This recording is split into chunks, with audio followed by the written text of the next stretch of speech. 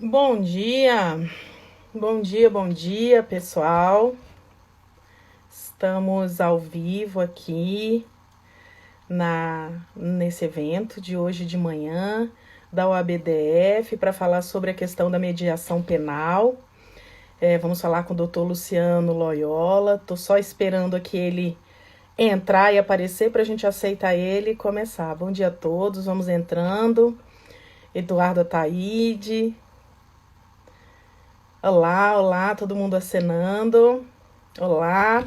Bom, enquanto o doutor Luciano vai aparecendo aqui, meu nome é Cristina Tubino, sou conselheira da UABDF, sou professora, advogada e vou ter a honra hoje de poder receber o doutor Luciano Loyola, que vai participar conosco aqui dessa palestra, dessa live que é tão importante, né? Que é tão diferente.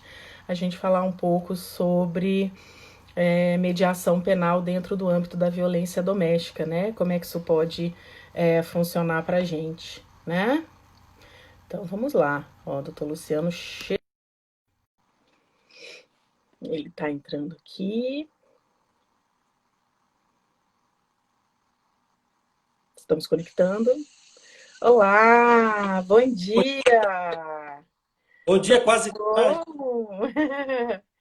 Bom dia! Estava falando aqui para o pessoal que a gente estava esperando você entrar para a gente falar desse assunto que é tão importante, né? Não só da violência doméstica, mas a gente buscar alguns meios diferentes e que sejam positivos e propositivos, né? Para a gente poder resolver todo esse conflito, essa lide.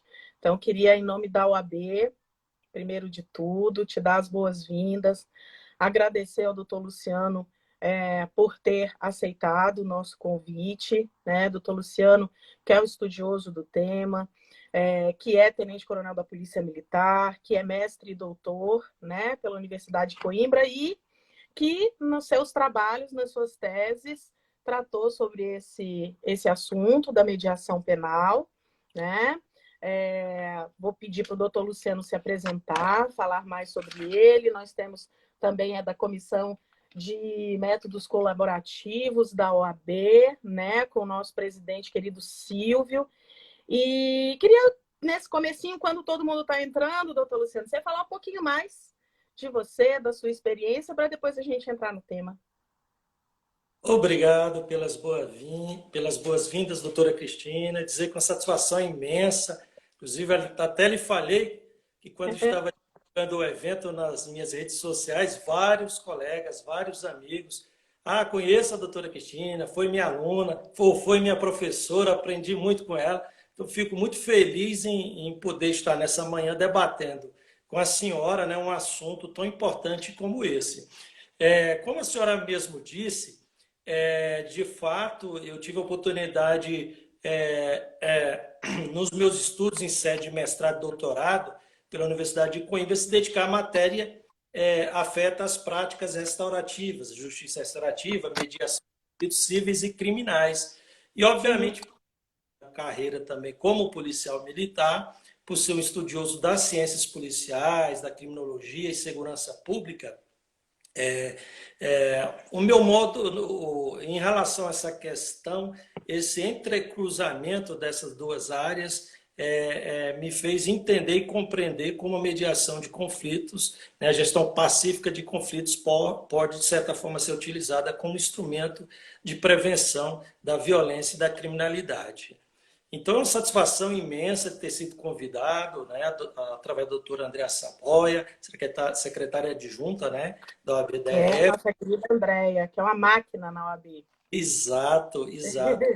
E poder sempre estar podendo contribuir, apesar em razão da minha profissão não poder advogar, mas sou um membro colaborador com a AB, né, com o doutor Délio, esse trabalho brilhante que ele tem desenvolvendo na defesa dos advogados e da sociedade Distrito Federal.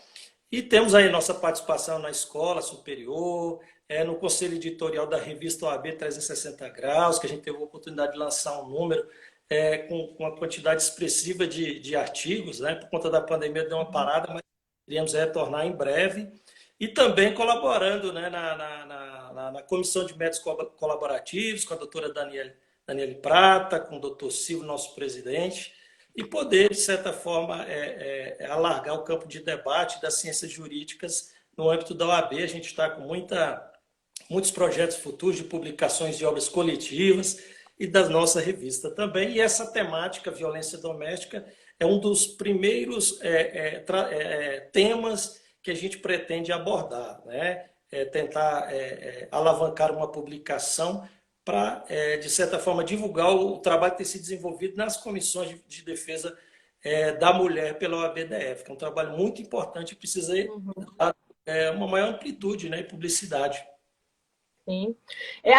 Nós temos a Comissão de Combate à Violência Doméstica e Familiar, que preside a doutora Selma Carmona, que também é advogada, mas tem um histórico também na Polícia Civil, foi delegada da Polícia Civil muitos e muitos anos. E eu também acho que é um assunto muito importante, acho que a perspectiva do policial militar também é muito importante. A gente sabe que aqui no DF tem um projeto muito interessante, que é um projeto que não tem em todos os lugares do Brasil, que é o PROVID, né, que é a Prevenção Orientada à Violência Doméstica e Familiar. Inclusive, não é só, para quem não conhece, né, vou até passar para o doutor Luciano poder falar sobre isso, mas eu, como atuo mais no outro lado do juízo, já, né, já lá no processo instaurado, etc. e tal, a gente se utiliza muito também de todas as percepções do policial militar, que muitas vezes é o primeiro a atender o chamado, né? É aquele primeiro, aquela linha de frente, aquele que tem que, no primeiro momento, tomar uma decisão, e muitas vezes é quem vai primeiro ali defender aquela mulher, ou verificar o que está acontecendo naquela situação de fato, né? E depois faz um acompanhamento com base no PROVID. A gente usa muito, eu até comento sempre, eu tenho um processo de uma cliente que os laudos e os relatórios que foram feitos pela Polícia Militar são os melhores. São os que são mais completos, que têm uma percepção mais ampla. Então, isso é muito interessante. Então, se o doutor quiser falar só um pouquinho para a gente entender o porquê da relevância da Polícia Militar do DF nessa atuação, eu acho que é bem interessante, para depois a gente já começar a falar sobre a questão da justiça restaurativa mesmo, a mediação penal. Acho que tem muita gente que não conhece muito sobre o assunto, os princípios básicos, a questão do princípio da redefinição de crime, né, que eu acho que é muito importante para a gente conversar a respeito. Fica à vontade. Ó, a doutora Andréia entrou aí, estávamos falando bem de você, Andréia. Ainda bem que estávamos falando bem. Ainda bem, né? Bem, é interessante a senhora tocar nesse assunto, até porque no meu doutorado, eu defendi há uns 3 anos atrás, e o tema foi o emprego das forças policiais como instância mediadora de conflitos. Aquilo que nós podemos chamar de mediação policial, né? Só no parêntese, né? É importante dizer que a qualidade da minha fala aqui, como pesquisador, não falo em nome da Polícia Militar, né? Lógico que tenho a minha experiência como policial, mas não posso falar pela minha corporação. Então, falo como pesquisador que se dedica a essa matéria no mínimo há 10 anos, né? E a gente sabe que em qualquer lugar do mundo que um policial chegue numa ocorrência, a depender da sua gravidade, em um primeiro momento ele vai se utilizar da mediação, naquilo que alguns chamam de uso progressivo e moderado da força. Eu gosto de chamar de uso progressivo e moderado do poder de polícia, né? O policial chega numa ocorrência, a primeira coisa que ele vai tentar é conversar com as partes, saber o que aconteceu e tentar equacionar da melhor forma. Isso a polícia sempre fez. O grande problema é que não se dá nome aos bois, essa nomenclatura não é aplicada, né? Corresponde o grosso da atividade policial, cerca de 70% de atendimento da polícia não crime, né? E esse atendimento, às vezes, ele não recebe uma nomenclatura adequada, ela não é tratada pelo direito, ela não é formalizada, não é normatizada por aqueles princípios que são coerentes e que, de certa forma, demarcam qualquer atividade de mediação, como o informalismo, né? A neutralidade, a impessoalidade, a confidencialidade. Então, quando a gente fala de mediação policial, é isso. né, dar nomes aos bois e dizer, olha, o que o policial militar faz quando está atuando sob essa perspectiva na sua atuação como policial militar, pode ser chamado de mediação policial. E, obviamente, tem uma série de normas e regras e princípios que vão dizer até onde esse policial pode ir mediando esse conflito. E, obviamente, ele não pode atuar dirimindo o conflito. Ele media, ele ajuda as partes. E o ideal é que ele nem aponte soluções, né? Por isso que a gente fala de mediação e não conciliação policial. Então, nesses meus estudos, eu tive um cuidado muito grande quando eu iniciei esses estudos em tentar estudar a gênese do crime, as teorias explicativas do crime, que a gente tem base a criminologia e o direito penal. E a gente percebe nesses estudos, e obviamente são estudos das mais variadas vertentes e consignados por inúmeras ideologias, seja direita, esquerda, centro, mas uma coisa interessante a gente perceber, toda vez que nós nos utilizamos das instâncias informais de controle social, e aí eu falo família, escola, né, organizações comunitárias, toda vez que nós nos utilizamos dessas instituições para tentar mediar os conflitos que surgem no seu nascedor, a tendência é que eles não evoluam para situações mais gravosas. E, obviamente, se eu tenho um policial preparado com uma visão pacificadora para, no primeiro momento que ele chegar numa ocorrência, ele já se utilizar de toda uma técnica e uma formação específica, ele vai evitar que aquele conflito se agrave. Quantos crimes, infelizmente, surgem de uma bola indesejada que caiu no vizinho e que, no primeiro momento, tentou-se pacificar uma ocorrência, às vezes o policial chega, não tem muito o que fazer, vai embora, um som alto, e às vezes no outro dia acontece um homicídio. Isso acontece, infelizmente, cotidianamente. Então é importante a gente levar em consideração essas pequenas querelas, esses pequenos conflitos que acontecem especialmente no seio familiar e que o policial, de certa forma, ele é o primeiro braço do Estado a entrar em contato com esses conflitos, né?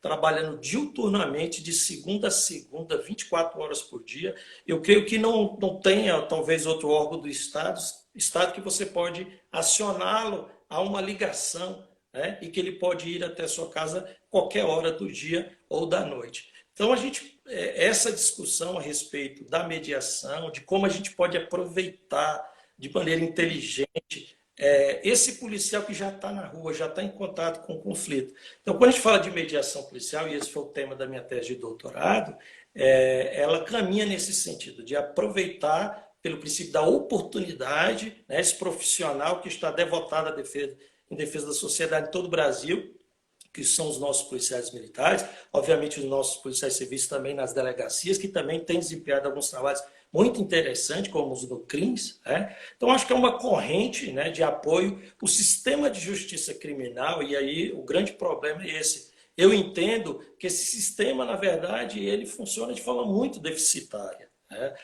Quando se é chamado, quando se é levantado algumas questões, como a questão de desburocratização do processo, quando se é chamado a discutir formas alternativas ou pacíficas para se evitar que os conflitos se agravem, chegam a originar um litígio, e essas discussões geralmente são realizadas no âmbito do Poder Judiciário, dificilmente as polícias são chamadas a participar desse processo. E o policial é justamente aquele que lida lá, né? Como nós gostamos de dizer, e os portugueses, né?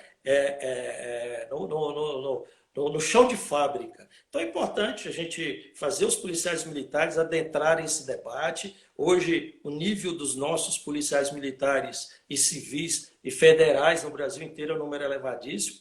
Para a senhora ter uma ideia, só na Polícia Militar do Distrito Federal, nós temos hoje mais de 20 doutores, 15 doutorandos e mais de 250 mestres, só os que nós identificamos a partir do nosso Instituto Superior de Ciências Policiais, que hoje tem 2 graduações e mais de 6 especializações. É a única polícia do Brasil que é credenciada junto ao MEC, como uma instituição de ensino superior, um processo que iniciou e foi credenciado em 13, e que, de certa forma, hoje tem um núcleo de estudo, tem revista, tem pesquisadores que tentam tentam produzir informação hábil a, de certa forma, diminuir, né, esse infeliz quadro de insegurança pública que nós vivemos em nossa sociedade. É. Uma coisa que eu queria perguntar e aí a gente já entrando nessa questão da relação da mediação penal com a violência doméstica, é, de o doutor falar um pouquinho, só para depois eu poder já fazer esse questionamento, falar um pouquinho sobre a justiça restaurativa, os princípios que são inerentes, né?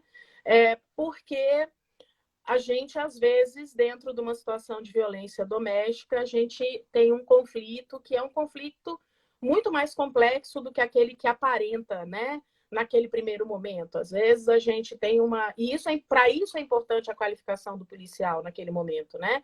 Ele ter essa percepção que às vezes a gente tem ali uma ofensa, um xingamento, um agressor ou agressora, que pode ser mulher também, de violência doméstica, que, sei lá, dá um tapa, um xingamento, joga um objeto, mas que ali por trás tem toda uma situação muito mais complexa de violência, né? Então, essa percepção, para isso é necessário conhecer essa situação de fato, o que realmente está acontecendo. Mas para a gente falar sobre isso, queria que o doutor, para quem está assistindo e não é muito, não tem estudado muito sobre a questão da justiça restaurativa, da mediação penal, falasse rapidamente aí sobre esses conceitos, esses princípios que são inerentes a essa aplicação da justiça restaurativa, que é uma visão diferente aí de uma ideologia mais de busca de lei da ordem, do poder sancionador, etc. e tal.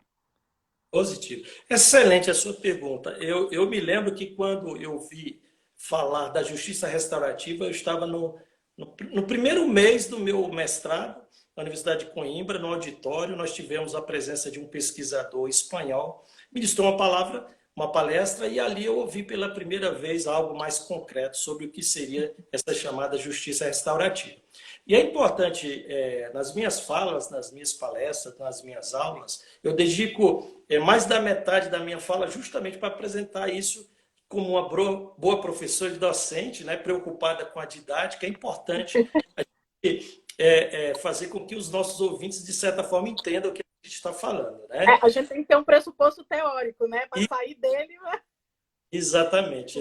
Apesar de ser um bate-papo, mas também de ter uma boa. Né? E é lógico que às vezes é um pouco enfadonho e a gente tenta ser o mais rápido possível para não perder os queridos seguidores. Mas, assim, é importante a gente ter em mente uma confusão, e essa confusão, ela até inclusive em legislações, em obras, nós temos o emprego inadequado do termo justiça restaurativa. Quando falamos de justiça restaurativa, estamos falando necessariamente do emprego da mediação penal, ou seja, o tratamento restaurativo de atos considerados crimes. Então, quando eu menciono que eu vou tentar resolver ou gerir pacificamente um conflito de natureza civil, aí não, eu estou falando de mediação, conciliação, ok? Ou arbitragem. Então é interessante a gente ter em primeira mão essa conceituação. Quando eu falo de justiça restaurativa, estou falando de mediação de crime. Quando eu falo de mediação, de meios alternativos de solução de conflitos, métodos colaborativos, métodos adequados, eu estou falando de mediação no âmbito civil, trabalhista, ok? E no direito comercial, até porque a gente observa que as práticas restaurativas, e eu gosto muito de utilizar essa expressão, né, como um grande guarda-chuva onde se albergam todos os meios, sejam cíveis ou penais, voltados à gestão pacífica, autocompositiva dos conflitos que surgem na nossa sociedade. E desses meios voltados ao emprego de questões cíveis, é importante também a gente ter uma diferenciação que existe a mediação, a conciliação e a arbitragem. Né? Eu costumo dizer que, inclusive, a arbitragem, como o árbitro ele decide a querela entre as partes, ele tenta no primeiro momento mediar, mas ao final ele vai atuar como juiz e o seu posicionamento fará lei entre as partes, assim como um juiz. Então, eu não gosto de designar a arbitragem como uma prática autocompositiva, mas tem alguns autores que assim o consideram. E a gente tem a mediação e a conciliação. E qual é a diferença entre os dois? É simples. No caso da conciliação, esse terceiro que intervém no processo, ele tem uma liberdade maior de conduzir, inclusive indicando soluções. No caso da mediação, não. Ele é muito mais impessoal e neutro. Ele só garante que as partes não se desequilibrem, não cheguem a via de fato, tentando apontar caminhos de paz, mas não de solução, diferente da conciliação. E por isso que a gente utiliza o termo mediação policial, né? Por isso ele não pode dizer o que as partes têm que fazer, no máximo orientando e garantindo, né, a fluidez ali da situação para não descambe para a violência. Então, quando a gente vai para... E aí a gente está falando agora de justiça restaurativa, de mediação penal, Uhum.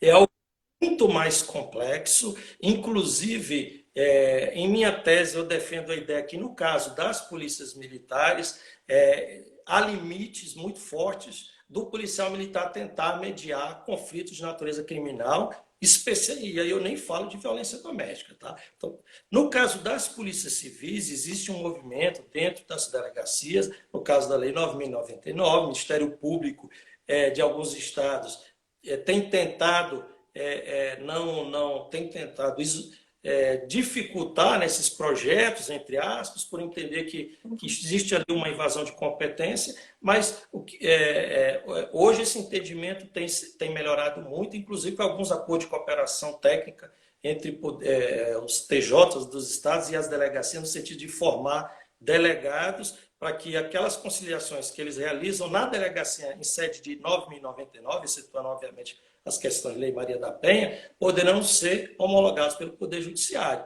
Okay? Então, no caso da mediação penal, há limites muito fortes de atuação de todos os segmentos, não só o policial, do defensor, do advogado, porque a legislação para esses casos, e obviamente, tem que ser mais rígida.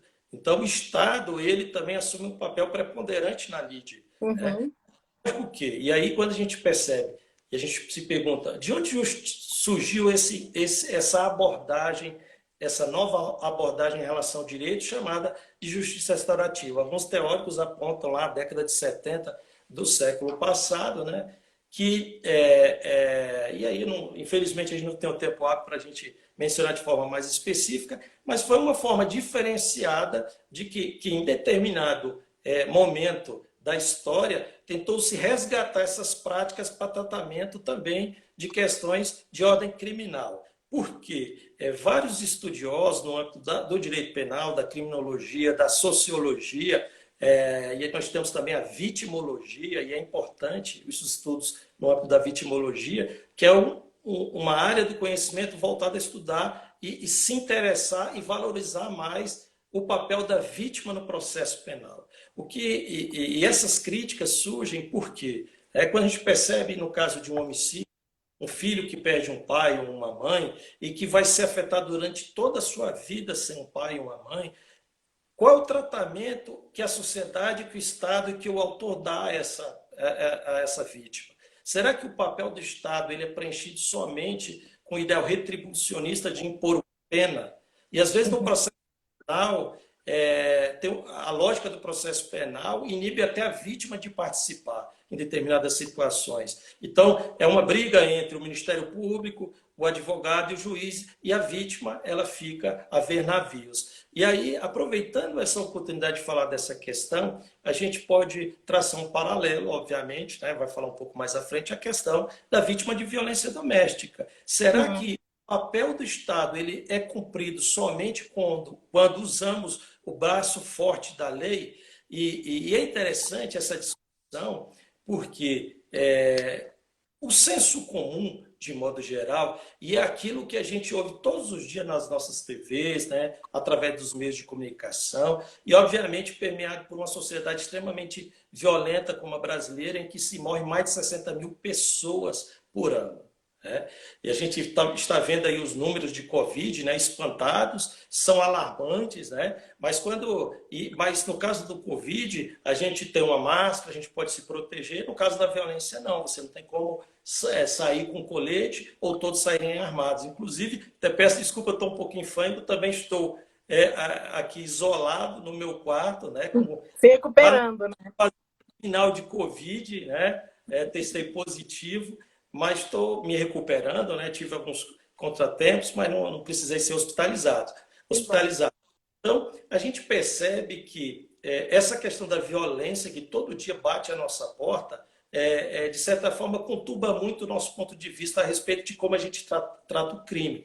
E, geralmente, as soluções são neocriminalização, ou seja, criação de novos tipos penais, aumento da população carcerária, agravamento das sanções, recrudescimento da ação do Estado por intermédio de suas polícias, né?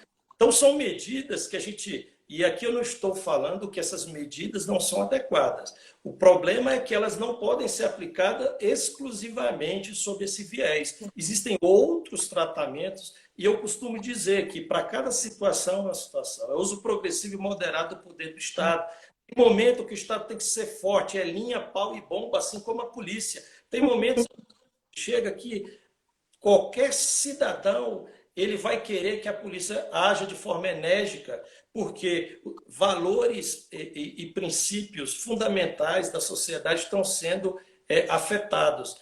Agora, há momentos também em que esse braço do Estado ele tem que ser um braço de cuidado e de carinho. Eu até nas minhas palestras, algumas vezes, um ou outro ouvinte, coronel, doutor, quer dizer que o senhor defende a entrega de rosa para as pessoas, né? Que a polícia entregue rosa. Aí eu até brinquei com ele, vai por quê? Não, a polícia entrega rosa no Dia da Mulher, né? Então, assim, para cada um, a justa medida no agir, né? Linha, pau e bomba quando necessário, quando o direito ele esteja albergando o poder de ação do Estado, mas nos momentos em que, nas situações em que há discricionariedade, nos momentos em que eu posso me utilizar de uma visão adequada, inteligente desse profissional de segurança pública, do juiz, do promotor, do advogado, e a gente percebe no âmbito das OABs, né, comissões. Estou terminando de editar um livro sobre justiça sistêmica, que eu sou autor, coordenador.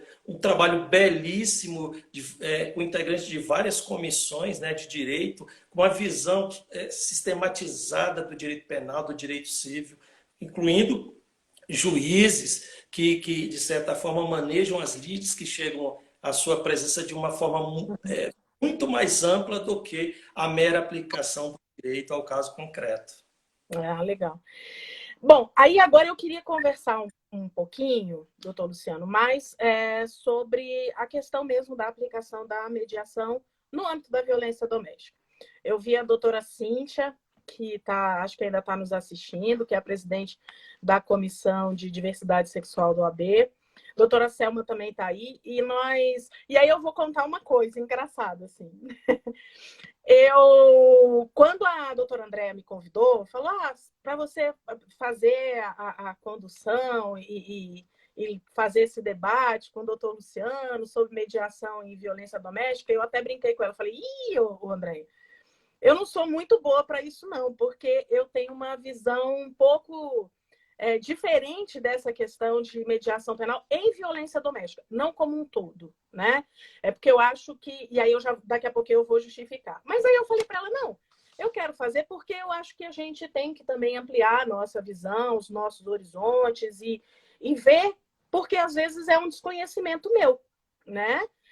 Que me faz ter uma perspectiva, assim, um pouco cautelosa, não preconceituosa, não existiu, mas cautelosa quanto à aplicação. Inclusive, eu conversando com a Selma, que é a presidente da Comissão de Combate à Violência Doméstica, ela mesma falou, mas eu sou a favor, né? Eu sou a favor, porque eu acho que tem resultados bons, etc. e tal. Então, eu acho que talvez a minha dúvida seja a mesma dúvida da Cíntia, que colocou aí, que também não concorda muito com a aplicação, e eu queria trazer isso à discussão e, na verdade, aprender com o doutor, que é o seguinte. O que me preocupa especificamente? Eu acho que a violência doméstica, ela é completamente diferente de todo o resto, né? Até eu costumo, quando eu dou aula, eu costumo brincar com os alunos. Eu falo, violência doméstica não é direito penal. É direito penal, é direito de família, a gente tem institutos de direito administrativo, trabalhista, enfim, mas existe uma relação muito grande de nichos, né? Que nunca é uma questão só, né? E como o doutor falou, aí a doutora Cíntia está aí. Então, como o doutor falou, o que a gente vê é que se tem uma coisa que não diminuiu nem em tempos de pandemia foi a violência doméstica. Ao contrário, a gente teve um aumento do número de violência doméstica. O Tribunal de Justiça do Rio de Janeiro mostrou que aumentou 50%. Minas Gerais, 44,8%. Aqui no DF teve um estudo do TJ falando de aumento de mais de 22%, porque a gente tem uma mudança de situação. A gente tem, por exemplo, casais e famílias que estão convivendo diariamente dentro de casa quando não estão. É muito mais fácil o relacionamento quando a gente sai para trabalhar e volta só com menor tempo de convivência. Mas o que me preocupa na questão da violência doméstica? E que eu acho que daí haveria necessidade de um estudo mais aprofundado do mediador. Eu acho que o esclarecimento do doutor no que se refere à função do mediador, ela foi muito importante, né? Dentro daquela perspectiva que a mediação e esse papel neutro do mediador é de buscar empoderar as partes, quem está ali, né? E o problema que eu vejo talvez venha daí. Como é que fica e qual seria o papel da mediação penal, do mediador, dentro de uma mediação de violência doméstica, em que muitas vezes, e aí é aquilo que o doutor falou mesmo, a gente tem que analisar caso a caso. Né? Eu acho que tem casos e tem casos. Eu acho que tem aquele caso de ato de violência doméstica dentro de uma circunstância, de uma divergência daquele casal em que houve uma agressão mútua. A gente sabe de muitas acusações infundadas, às vezes de violência, mas a gente tem aqueles casos que realmente existe uma reiteração de atos de violência doméstica contra a mulher, que às vezes começaram numa violência, numa agressão verbal, estão numa violência física, e se a gente não fizer uma intervenção, vai acabar ali num feminicídio, né? Então, eu concordo realmente que a gente tem que analisar caso a caso. Isso aí já foi uma evolução do meu pensamento, tá, doutor? Porque eu era mais rígida nisso. Então, eu queria saber do doutor qual é a sua perspectiva e como é que o doutor vê isso. Porque a gente realmente tem casos em que a circunstância é uma circunstância de conflito, tem outros interesses envolvidos, a gente tem circunstâncias de imputação de agressão a um agressor, uma agressora que realmente não aconteceu, mas a gente tem aqueles casos em que as mulheres são vítimas de violência, estão há anos dentro de uma violência psicológica, e a gente sabe que a violência psicológica, a pior consequência dela é tirar a autonomia da mulher. É tirar exatamente o conhecimento desse poder que ela teria, né? Então, assim, eu fico muito preocupada com essa relação de desigualdade, né? Até porque muitas das vezes, até a própria presença do agressor, ela já é suficiente para essa mulher se recolher, voltar a reviver toda a violência que ela teve, e isso até funcionar como uma revitimização. Então, queria sua perspectiva sobre isso, cumprimentando o doutor Délio Lins e Silva Júnior, nosso presidente, que está nos prestigiando aqui, doutora Alice Carolina, que é esposa do doutor Délio, excelente advogada, que está sempre com a gente aqui. E eu queria saber do doutor isso, porque, na verdade, esse é o cerne, é o que me preocupa. Né? Como fazer essa mediação em casos reais de violência doméstica de uma mulher que perdeu sua autonomia, sua autoestima e está inserida dentro dessa circunstância de vítima de violência psicológica, que já é tão difícil da gente conseguir caracterizar. Né? O próprio judiciário tem esses problemas de conseguir verificar, às vezes até tipificar, a ocorrência da violência doméstica, essa no âmbito psicológico. Excelente observação. E eu vou fazer um parêntese aqui para que os nobres, e não me justificando, mas só para que os nobres ouvintes saibam o meu ponto, né, de debate. O que me atraiu, pelo fato de ser um estudioso das práticas autocompositivas, o que me atraiu um olhar para a questão da violência doméstica. Há mais ou menos um ano atrás, eu tive acesso a alguns números. Costumo dizer, até te falei essa semana em outra live, né? Eu sou um eterno apaixonado pelas mulheres, as três grandes mulheres, pessoas da minha vida, é minha mãe, minha filha e minha esposa. Então, eu tenho um carinho muito especial pelas mulheres. E há um ano atrás, eu tive acesso a uma pesquisa do IPEA que me deixou assim, muito preocupado com essa questão. Uma pesquisa muito séria, em que a pesquisa... Perdão. Foi a emoção, foi a emoção, foi a emoção. Nossa. Uma pesquisa muito séria que revela que revelou que de 2007 a 2017, ou seja, um período de 10 anos, houve um aumento de mais de 30% no número de homicídios contra a mulher. E eu não estou falando de feminicídio, porque a gente sabe que só em 2015 passou a ser considerado como uma circunstância qualificadora. Os Né? números Então, não são muito exatos. a 2017, um incremento de 30%. Em 2017, mais de 220 mil mulheres procuraram uma delegacia em todo o Brasil, visando registrar um crime de violência doméstica. Quando a gente olha nessa pesquisa, os números do DF, a gente via que até 2017, o DF ele modulava, assim, era preocupante, mas não tanto.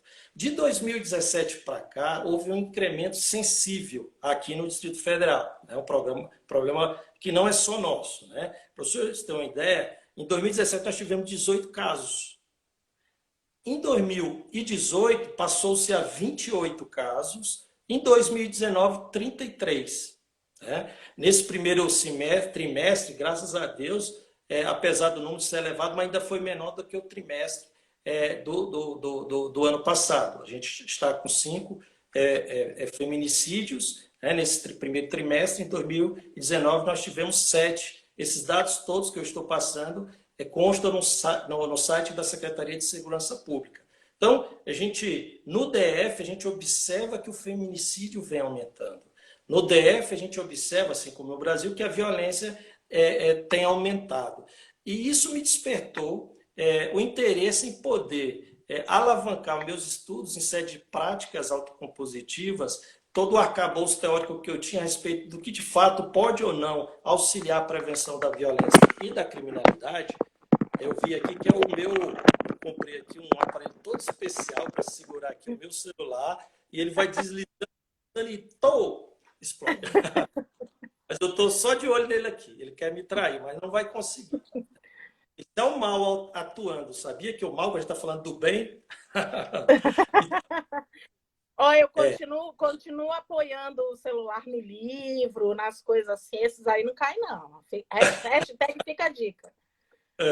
Então, esses números me fizeram reunir um grupo de amigos e eu quis passar uma perspectiva diferenciada do crime de violência doméstica e do feminicídio, que é a visão de quem labuta diariamente com essa questão, que são os policiais. Então, eu convidei 13 policiais de diferentes pontos do Brasil, são 13 estados, tem oficiais e praças, para apresentar sua visão a respeito dessa temática num estudo belíssimo, com doutores, mestres, especialistas, todos policiais. Nessa obra, lançada pela editora Última Rácio, são quase 500 páginas, em que esses autores apresentam uma série de iniciativas que foram adotadas pelas polícias militares, em diferentes estados do Brasil, visando tentar equacionar essa questão da violência doméstica. Então, eu achei interessante partir dessa fala inicial para mencionar o meu cuidado, a minha atenção ao tema e a minha preocupação em apontar caminhos outros que não sejam aqueles prescritos na lei. Então, quando nós abordamos essa temática sobre o emprego da mediação penal, ela foi uma abordagem não no sentido de defender a sua aplicabilidade, até porque a gente já tem entendimento jurisprudencial, como a doutora Cristina falou, né? Manifestações, súmula do STJ e 2 ações, né? Súmula 536, que ela é específica nesse assunto, e a DCD 19 e o ADI 4424 do Supremo, que já se manifestaram pela inaplicabilidade do artigo 41,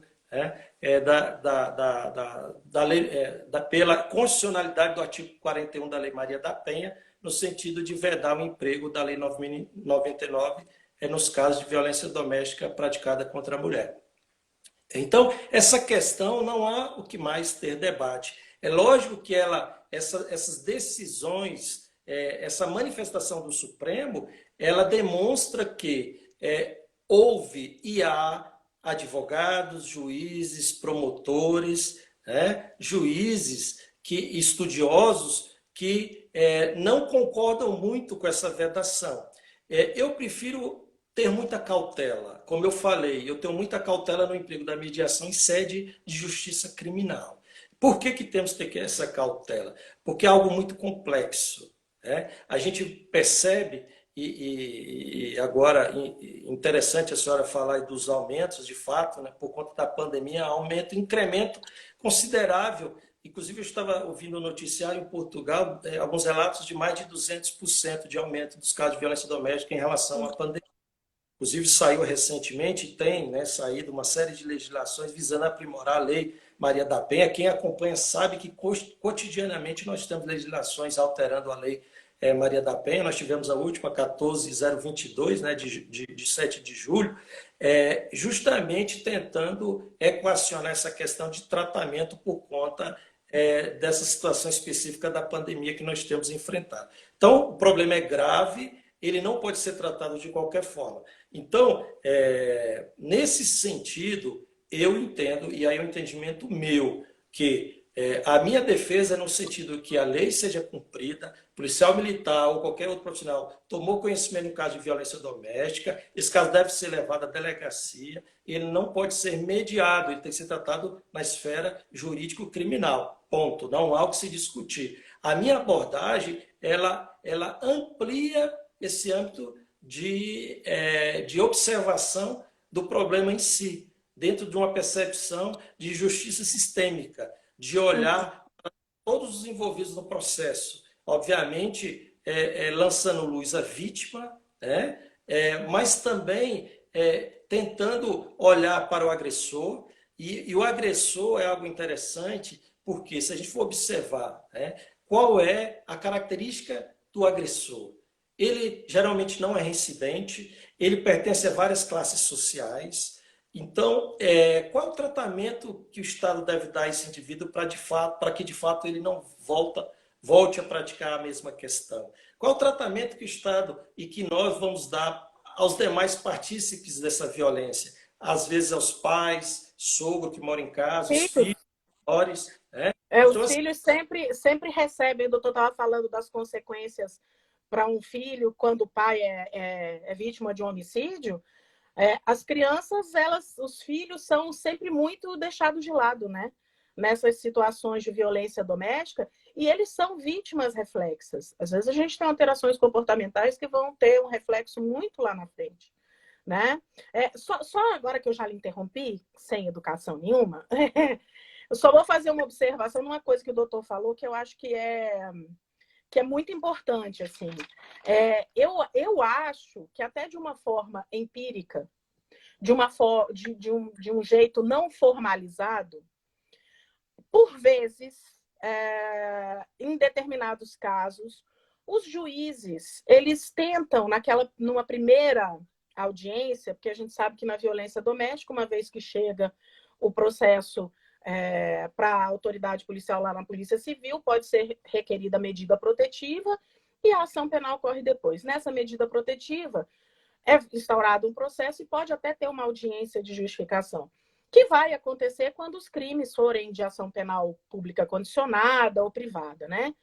E naquela audiência, a gente vê, eu que estou sempre fazendo, a gente vê alguns juízes tentando fazer essa mediação, essa composição, para tentar descobrir realmente se é um problema que envolve outras áreas do direito, que seja um término de um relacionamento conflituoso, que tenha alguma questão que não foi falada. Aí eu acho que é importante a mediação, porque às vezes a origem do problema está lá longe e não se falou e não se teve um ambiente seguro da pessoa sentir para falar, né?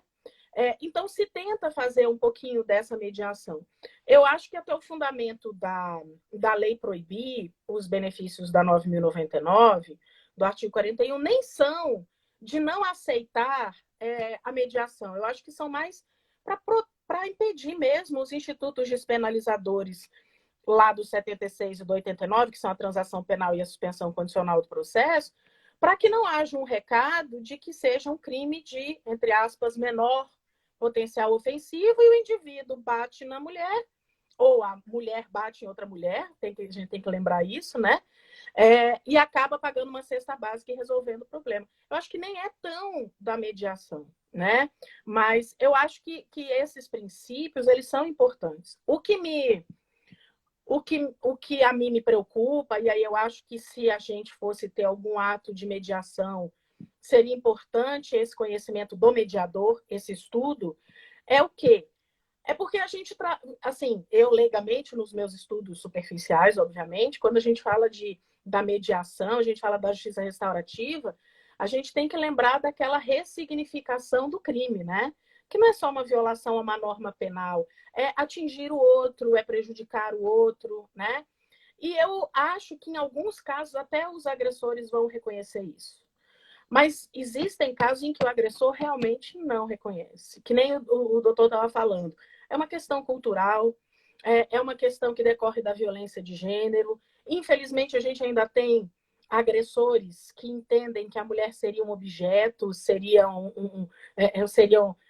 de poder e de que o homem pudesse fazer o que quisesse, né? Então, eu acho que aí o trabalho teria que ser mais efetivo, porque eu não sei até que ponto, nesses casos, né, a gente conseguiria não ter uma repressão do Estado que fosse eficaz. Vide, o doutor estava falando e eu estava lembrando de várias coisas. Vide, por exemplo, uma criação posterior do crime de descumprimento da medida protetiva, né? Porque as pessoas não cumpriam, simplesmente, né? Nesses casos é força do Estado, né? Não tem outro caminho. Pois é, exatamente o que o doutor falou. A minha abordagem, ela é uma abordagem Perfeito. levando em consideração um olhar sistêmico, né, que transcende essa parte extremamente material, né, típica e antijurídica do ilícito, em uma perspectiva de integração, no sentido de uma coisa não exclui a outra. A gente fala de justiça restaurativa, a gente não pode ter um olhar para a justiça restaurativa em contraponto àquilo que se chama justiça retributiva. Né? Como se Ela, fossem excludentes, né? de maneira, de maneira adequada. Para cada caso, um caso. E eu vejo quando, seja um advogado, um promotor, um juiz, e a gente tem o nosso grande idealizador do direito sistêmico, doutor Sami, né, Stock, que vem no sul do país, inclusive para situações de violência doméstica. Para quem já teve a oportunidade de conhecer um pouco sobre a justiça sistêmica, o direito sistêmico, e obviamente eu vi alguns colegas comentando o cuidado que se deve ter, e de fato se deve ter, né? Não é qualquer pessoa que pode manejar todas essas questões que estamos falando de mediação, são questões muito caras às pessoas, não é para qualquer um, não é um curso de final A de ano. Selma, a Selma está até. Como? Isso, a Selma está até aqui dizendo que, às vezes, a aplicação da mediação, uma constelação, pode trazer mais sofrimento. Não, Então, exato. tem Então, que ser alguém que realmente tenha levado a sério isso, não como um cursinho apenas, né? exatamente, exatamente. Então, por isso que, seja o Poder Judiciário, o Ministério Público, a Defensoria Pública, as polícias, elas têm que ter um olhar muito adequado para essas práticas, porque são, obviamente, agentes do Estado que têm todo, né, querem trazer para o seu campo profissional experiências sensitivas que tiveram, um olhar que transcende essa realidade, mas obviamente que esse olhar ele tem que ser cercado de responsabilidade. Incumbe aos órgãos, e aí eu vejo no caso do Poder Judiciário, inclusive em relação a essas experiências de justiça sistêmica e direito sistêmico, um olhar acurado, inclusive acompanhando essas questões, para verificar justamente o impacto delas. Então, eu tenho uma visão assim de agregação, de integração. Eu acho que aquilo que vem para tentar ajudar as partes, Claro. lógico que com os devidos cuidados. Então, se eu tenho uma orientação, se eu tenho uma prática, seja da Polícia Civil, da Polícia Militar, de determinado tribunal de justiça, determinada vara, no sentido de se preocupar um pouco mais em tentar extrair dos partícipes daquele problema, tentando ajudar né? Ouvir. Às vezes, o que se é preciso por parte do Estado, do agente, é ouvir a vítima, Uhum. né? É ouvir também o agressor, né? E é esse ouvir, essa atenção, que às vezes o direito sistêmico, a justiça restaurativa, esse olhar mais atento que a gente vai dar a todos os partícipes do problema, é que vai, de certa forma, tentar melhorar. Porque o grande problema hoje da nossa sociedade é a artificialidade das relações, né? A gente adequar somente a norma a determinados casos, quase como numa burocracia excessiva do Estado. São muitos processos, eu tenho que entregar justiça. Então, quando a gente percebe, e eu tenho feliz, né, experiência de conviver com vários colegas advogados que têm uma diferenciada a respeito do que é litígio, que tentam, através da sua profissão, ter um norte de afastar o litígio e não ter o litígio como forma Uhum. de trabalho. E esses profissionais com a visão diferenciada têm tido resultados exemplares, inclusive econômicos, no sentido de tentar dar uma visão diferenciada para que as partes tentem resolver entre elas os seus problemas. Porque a decisão judicial ela é impositiva, ela não é colaborativa, ela não é compositiva, não ela sempre tem a gênese do ganha-perde. Né? Um vai ganhar, o outro perde. Então, quando o advogado apresenta para as partes, quando recebe no seu escritório, né, uma denúncia, uma irregularidade que ele vai atuar, quando ele tenta apresentar outros caminhos que não sejam litigioso, embora às vezes a parte quer partir de fato, porque às vezes quer agredir o outro com litígio, com processo. Então, as minhas a minha visão em relação a esses profissionais é sempre de muito carinho e atenção. Eu tento não criticá-los, porque eu vejo que tem uma visão diferenciada, e até porque eu também me sinto assim, entregar algo mais do que aquilo que ele diz que eu tenho que entregar ao cidadão, como servidor público, como amigo e como profissional. E a complexidade de cada caso, né? Eu acho que uma coisa, nós já estamos indo aqui para o final, nós temos 8 minutos, mas só porque o doutor estava falando, eu estava lembrando. A complexidade da questão da violência doméstica mesmo, assim. Eu lembro como se fosse hoje uma audiência que eu fiz, até com a doutora Rejane, hoje ela está lá em São Sebastião, as pessoas acham ela muito brava, mas eu acho que ela vê sempre essa perspectiva da mulher que ali está sem conseguir se defender naquele momento, né? E eu lembro como se fosse hoje, uma vez eu estava fazendo uma audiência pela FAJ, Fundação de Assistência Judiciária da OAB, que na época ela era de Sobradinho, e a vítima falando, não, justificando todo o ato de violência, né, que tinha sido cometido.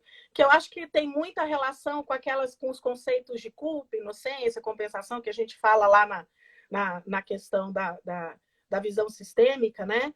E ela virou para a vítima e falou assim, olha, eu vou manter as medidas protetivas porque a senhora precisa, a senhora não sabe, a senhora não entendeu ainda que precisa, mas a senhora precisa. E ela manteve essas medidas protetivas. A vítima não ofereceu a queixa-crime, ela manteve as medidas protetivas por conta daquele entendimento de que elas são medidas autônomas, né? E algum tempo depois, 6 meses depois, essa vítima voltou na audiência e falou, doutora, queria te agradecer porque realmente eu precisava.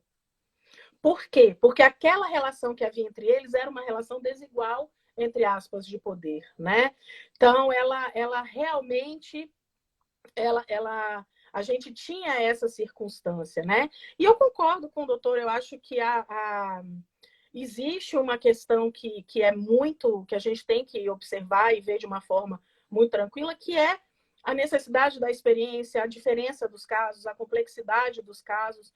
Eu acho que o mais importante de tudo é que a gente já tem, e aí eu falo sempre, porque eu prestigio mesmo, é a Polícia Militar do DF ter esse projeto do Provid. Todas as vezes a gente vê, teve alguma dúvida, o que o PM faz? Não, então vamos todo mundo para a delegacia. Vamos resolver lá. E às vezes a revitimização da mulher, da vítima, vem na delegacia, não é o policial militar, porque o policial militar levou e aí depois chega lá, né, e não registram a ocorrência, alguma coisa assim. Então, eu sempre gosto muito de prestigiar a Polícia Militar do Distrito Federal, porque, na prática, eu vejo a atuação. Eu vejo o PM indo lá prestar depoimento e falando o que ele viu. Falou, eu já vi audiência de o PM falar, doutor, eu sei que foi só um xingamento, mas na hora eu percebi que tinha um problema a mais. Isso, assim, quem atua ali defendendo, né, quem atua ali no contexto, chega e emociona a gente, porque ele teve uma perspectiva, uma visão sistêmica da coisa, né? E aí eu vou encerrar a minha fala agradecendo imensamente. Queria dizer para o doutor Luciano que eu gostei muito. Gostei muito da sua visão, da perspectiva. Vou continuar falando com o doutor sobre isso. Vou anotar o seu WhatsApp para a gente conversar mais sobre o assunto. E agradecer imensamente. Gostei demais, né? E queria que o senhor pudesse encerrar, falar. Temos aí 5 minutos antes da reunião cair, né? E realmente dizer que eu fiquei muito feliz de poder fazer essa live com o doutor, viu? Muito obrigado. Eu que agradeço a oportunidade de a gente poder falar um pouco, né, daquilo que a gente estuda, estuda, estuda. Então, quando a gente, né, tem essa oportunidade de, seja publicando um livro, coordenando um trabalho, dando uma aula, uma palestra, a gente fica muito feliz, porque isso é que alimenta a nossa alma, né? Até vai me recuperar muito mais. Eu já fiz duas. Amanhã eu tenho outra live é isso que faz a gente, né, acordar para a vida, né? Ofertar o que a gente tem de melhor. E só queria finalizar, e a senhora falou muito bem da participação das polícias militares, também de outras polícias. O Provide, de fato, é um projeto belíssimo que nasceu no seio da Polícia Militar do Distrito Federal. Excepcional. E hoje conta com projetos, né, de acordo de cooperação técnica com o TJ, Ministério Público. Inclusive, esses dias eu tive acesso a uma matéria excelente, foi publicada no próprio site do TJ, dando conta de números assim fantásticos a respeito das atuações do Provide, que são casos direcionados ao judiciário para os batalhões, para que eles monitorem e acompanhem essas mulheres. E esse acompanhamento ele é sobre a perspectiva do policiamento orientado para a solução dos problemas, mas também sobre a perspectiva da mediação policial. Porque quando esses policiais vão até esses lares, eles se utilizam de um conjunto de técnicas, até porque são profissionais que foram qualificados para o exercício daquela função. Infelizmente, a gente não tem a quantidade de policiais que a gente precisaria, né, por conta dos efetivos, mas é um trabalho belíssimo que tem servido inclusive de exemplo para outros estados, inclusive, como eu falei, nesse livro a gente tem vários artigos que falam sobre o Provide e outras iniciativas, né? Inclusive, eu quero um depois. farei chegar até a senhora. Eles estão também disponíveis no site da nossa editora, né? Editora ultimarracio.com.br, quem quiser, o que a gente faz essa entrega. E temos outros projetos que com certeza poderão agregar com a discussão, né, dessa matéria. Eu já tenho alguns colegas procurando porque querem fazer uma reedição de um outro livro sobre a doméstica, vamos fazer esse da Ordem dos Advogados, porque de fato é um assunto que a gente precisa se debruçar, porque enquanto houver uma vítima de feminicídio, né, a gente tem Ou que de ter. qualquer ato de violência, né? Exatamente. Né? E vamos torcer para que os números desse ano sejam menores, né? Pelo menos em feminicídio. Está caminhando para uma diminuição, apesar dos números de violência terem aumentado, como a senhora falou, deve média de 25% de fato, mas o número de feminicídio nesse ano deu uma diminuída nesse primeiro trimestre. Vamos torcer e eu peço a Deus para que a gente não tenha nenhum outro. E muito obrigado. Gente, queria agradecer a todo mundo que assistiu, alunas, ex-alunas, colegas, amigas, amigos, PMs que estão aí assistindo. Agradecer a todo mundo, agradecer a Andréia a essa oportunidade. E vamos fazer mais lives, doutor Luciano. Foi realmente um prazer enorme, viu? Sempre à disposição. Obrigada a todo mundo e melhoras. Que a sua recuperação seja total, tá bom? Muito obrigada, pessoal. Obrigada pela presença. E amanhã eu acho que tem mais live, mais 11 horas, sempre tem live aqui da OAB-DF para todo mundo. Muito obrigada.